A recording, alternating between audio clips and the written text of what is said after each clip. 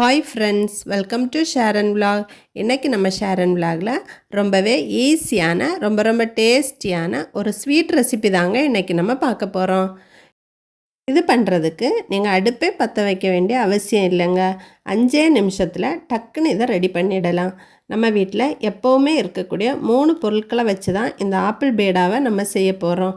இது எப்படி செய்கிறதுன்னு பார்க்குறதுக்கு முன்னாடி நீங்கள் இன்னும் நம்முடைய சேனலை சப்ஸ்கிரைப் பண்ணலைன்னா சப்ஸ்கிரைப் பண்ணுங்கள். பக்கத்தில் இருக்க பெல் சிம்மில் கிளிக் பண்ணுங்கள். அப்போ தான் நான் போடுற எல்லா வீடியோக்களும் உங்களுக்கு நோட்டிஃபிகேஷனாக வந்து சேரும்.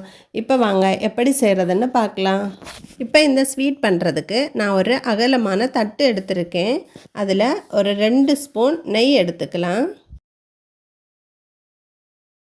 இப்போ இது கூடவே நான் சுகரை மிக்சியில் போட்டு பொடி பண்ணி ஒரு 1/2 கப் எடுத்து வச்சுருக்கேன். இதையும் இது கூட சேர்த்துடலாம். நெய்யும் பவுடர் சுகரும் நல்லா மிக்ஸ் ஆகிற மாதிரி இப்படி ஒரு ஸ்பூனால் நல்லா கலந்து விடுங்க. இந்த மாதிரி நல்லா மிக்ஸ் பண்ணிக்கோங்க.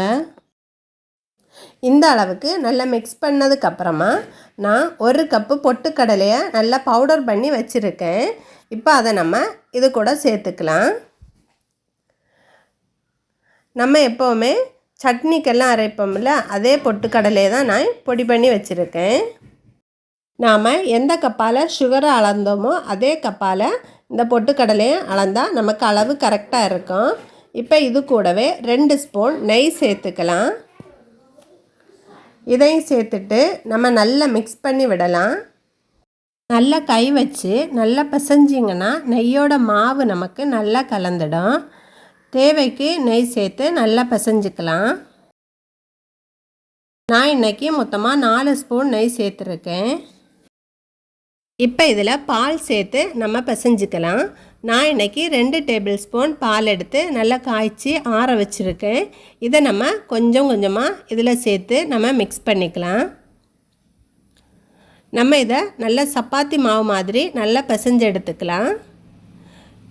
பால் அதிகமாக சேர்த்துறாதீங்க. நமக்கு உருண்டை பிடிக்கிற அளவுக்கு மட்டும் பால் சேர்த்தா போதும். மாவு நமக்கு ரெடி ஆகிடுச்சு. இதை இனி நம்ம பிடிச்ச ஷேஃபில் ரெடி பண்ணிக்கலாம்.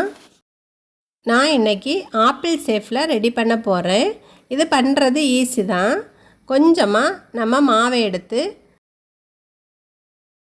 இந்த மாதிரி உள்ளங்கையில் வச்சு உருட்டலாம். உருட்டினா இந்த மாதிரி நமக்கு ஷேஃப் கிடைக்கும். உருட்டினதை இந்த மாதிரி நடுவில் ஒரு விரல் வச்சு அழுத்தினா நமக்கு ஆப்பிள் ஷேஃப் வந்துடும்.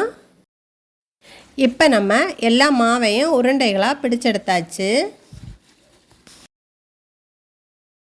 ரெடி பண்ணின அந்த உருண்டையில் ஆப்பிள் ஷேஃபுக்காக நடுவில் காம்புக்கு பதிலாக நான் கிராம்பு வச்சுருக்கேன்.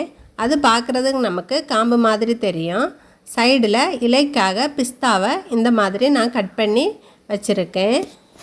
பாருங்கள், சூப்பரான ரொம்ப டேஸ்டியான நெய் ஆப்பிள் பேடா நமக்கு ரெடி ஆகிடுச்சுங்க. இதை நம்ம வீட்டில் நடக்கிற ஃபங்க்ஷனுக்கு வெல்கம் ஸ்வீட்டாக கூட நம்ம செஞ்சுக்கலாம். ஸ்வீட்னா உடனே பேக்கரிக்கு போய் வாங்காமல் இந்த மாதிரி வீட்டில் நம்ம அடிக்கடி செஞ்சு கொடுத்தோன்னா குட்டீஸ் பெரியவங்க எல்லாம் ரொம்ப விரும்பி சாப்பிடுவாங்க. ஸ்டவ்வே ஆன் பண்ணாமல் ரொம்ப ஹெல்த்தியான 3 பொருட்களை வச்சு செஞ்ச இந்த ஸ்வீட் எப்படி இருந்துச்சுன்னு எனக்கு கமெண்ட் பண்ண மறக்காதீங்க. இந்த வீடியோ உங்களுக்கு பிடிச்சிருந்துச்சுன்னா லைக் பண்ணுங்கள், உங்கள் ஃப்ரெண்ட்ஸுக்கு ஷேர் பண்ணுங்கள். நீங்களும் செஞ்சு பாருங்கள். தேங்க்யூ.